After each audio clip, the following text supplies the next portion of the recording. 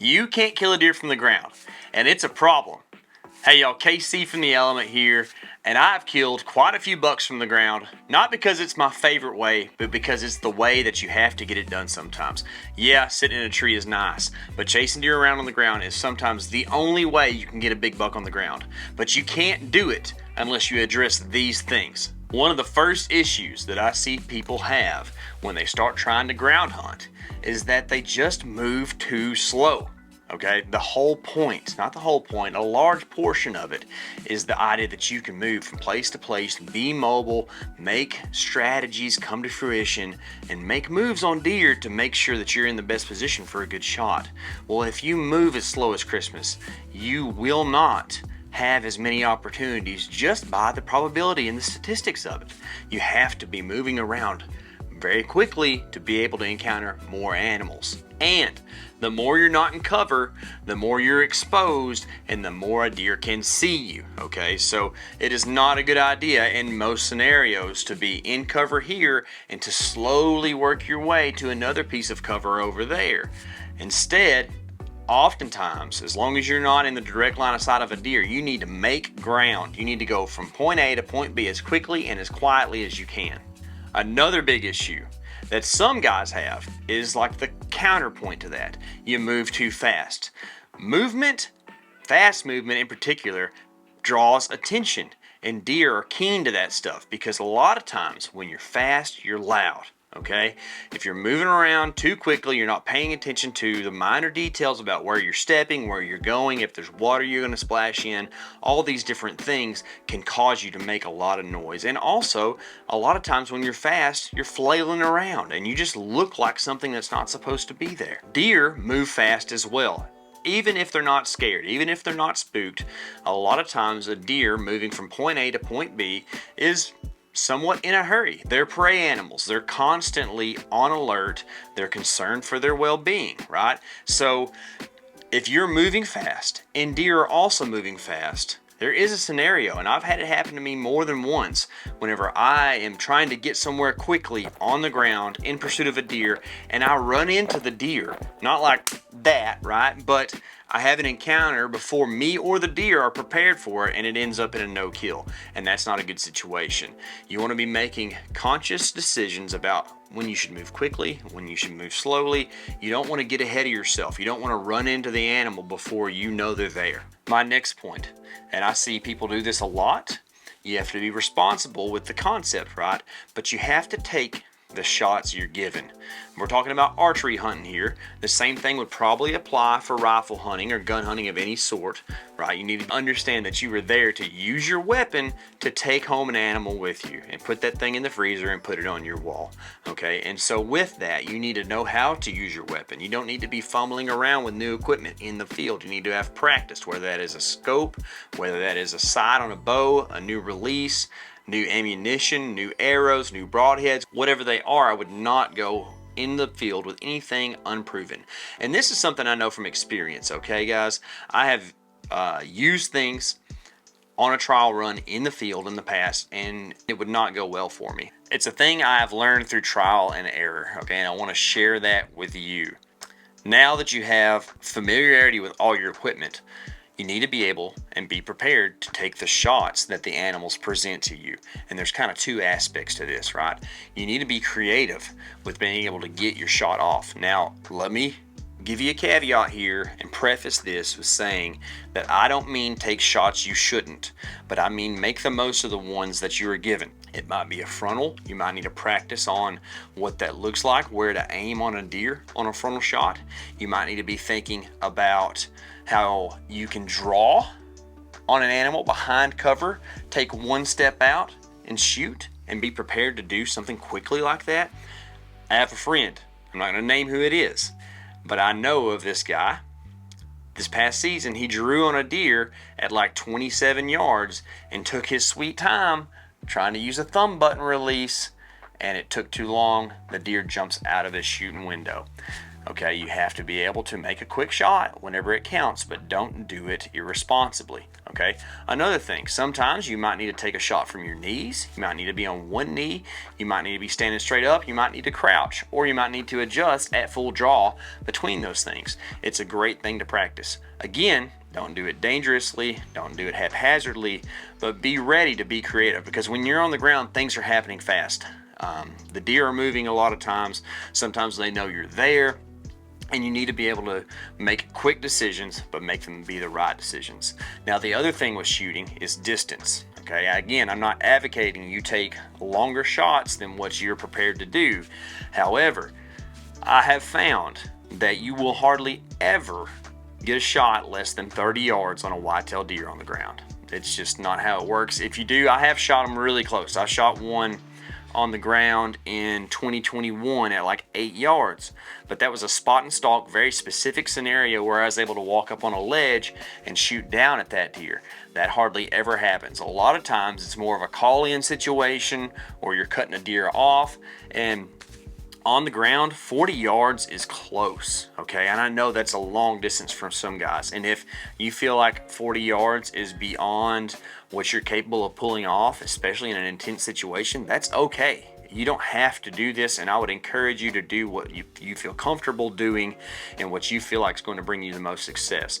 But I'm telling you, if you're going to hunt from the ground and be aggressive on whitetail deer, you need to be practicing 40, 50, 60, 70. Not that you're going to shoot 70 or even 80 or however far your pins will let you, but practicing at those long distances and getting good at aiming and being really good at holding your bow steady.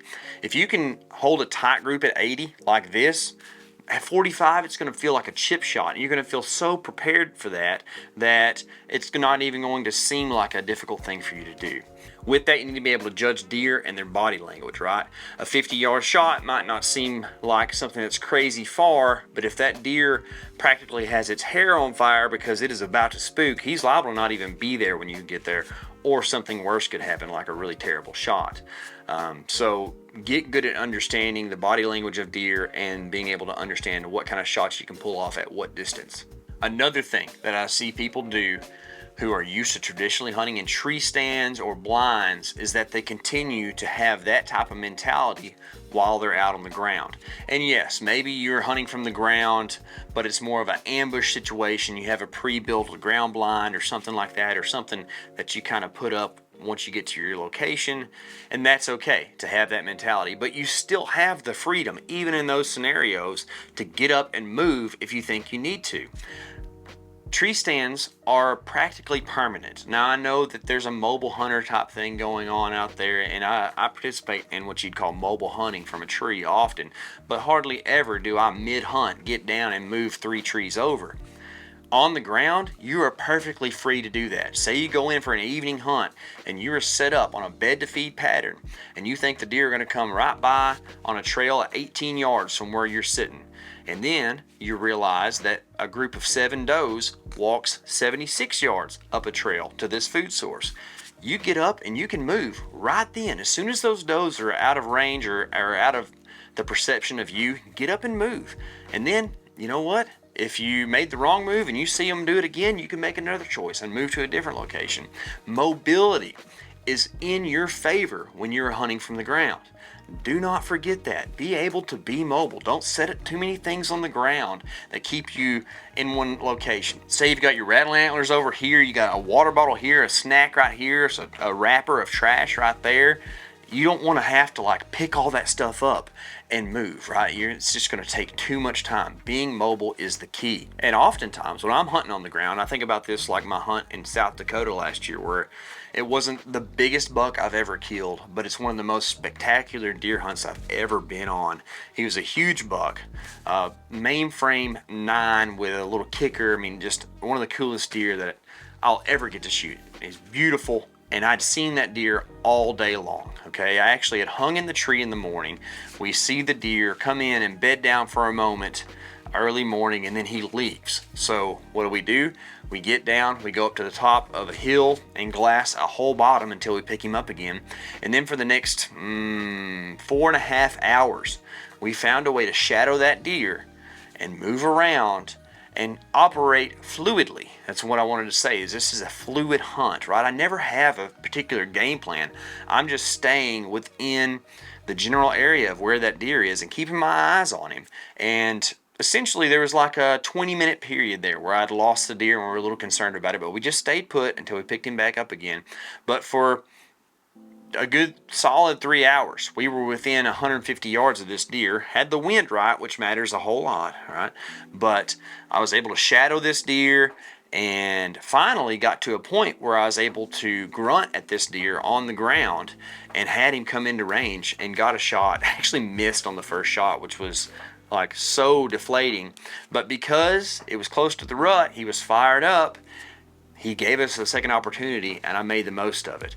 And if I hadn't been hunting fluidly and just making moves on the fly, impulsive decisions, being a hunter like to the core, right, I wouldn't have been able to put myself in that position. And while I was hunting like that, another thing that I want to bring up is that if you're going to hunt from the ground and be successful as a whitetail hunter, you gotta get good at reading a map. Okay, I use OnX maps. There's a lot of services out there. I'd still suggest OnX because they're constantly adding new stuff to it that really helps. One of the things I use all the time is the ability to judge distance on the map. So you can click one place, or you can do the two fingers and you click on the map and it tells you how far something is. But just being able to read the map when you look at it and see, like, oh, okay, I've got some level of terrain between me and this other position where the deer may be, so I can move freely and know I'm not going to be seen. Or, hey, I know I have a southeast wind, but it's a strong wind at like a 20. This big bluff next to me is going to take that wind and make it a northeast because of the way, how hard it's blowing and how that curves around. All these things are going to help you a ton. Then when you add things in there like satellite view and understanding if a thicket is a tall canopy of trees and will have open underneath, or if it's brush, if it's going to be cut hay, or if it's going to be tall grass, all these things can help you a ton when it comes to reading a map and understanding how you're going to be able to traverse the terrain through the area. Another thing is I feel like people hunt the wrong place or at the wrong time. Okay, that's just it. Yes, can you kill a deer on the ground anywhere deer exist? Absolutely. Are you going to go to some places in southern Mississippi where you can't see more than 15 yards? Yes, absolutely. So there are situations where hunting from the ground just isn't as conducive to killing deer, right? Being in those places like I just mentioned where you can't see very well. I mean, we as humans, we have 5 senses. And sight is our number one. We can see really well. We can hear pretty good.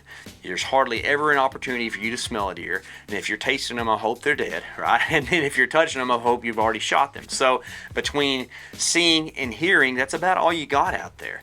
And so being able to see is a huge thing. It's not going to be very good for you if you try to hunt from the ground in a place that you can't observe and make moves. Again, back to the making moves, a big part of being on the ground. And you can't really make moves unless you know what the deer in the area are doing. So deer sightings are super important. Another thing is you can't hunt on the ground in a place that you can't move around well. If it's really steep country, you might need to be just trying to do an ambush. If you have one food source, you might want to try to do an ambush because you might blow out all the deer that go into that one food source and they go somewhere else that you can't access, right? So the terrain and the type of vegetation around, those are all going to be things that determine if you should be hunting from the ground or out of a tree. Another thing is the right time. Can you kill a deer on the ground in an early season in the hot weather? Yes, you can.